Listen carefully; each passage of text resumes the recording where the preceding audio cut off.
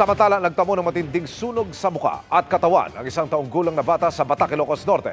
Matapos po siyang mabanlian ng kumukulong tubig. Nakatutok si Gab De Luna ng GMA Regional TV, 1 North Central Luzon.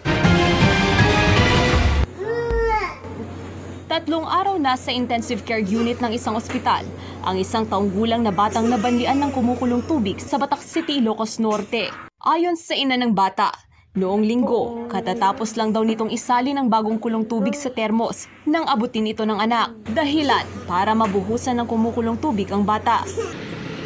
Sa ko sinalinan ulit dejet tako rin ma'am kasi isa angak ko gamin ijay bangir ma'am Jenny mother ko. Dejet biit ko lang hanapan ng isa ang ma'am ko. Agsubli ako ma'am ko so ejay na ituyag kanya na ginawat na bit dejet termosin ma'am.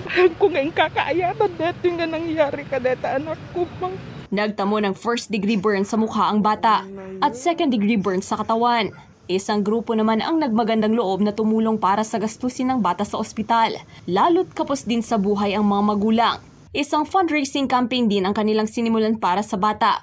Kasi po naranasan ko na po yung humihingi ng tulong sa ibang tao. Kahit po walang-wala tayo, kung kaya rin lang po natin tumulong.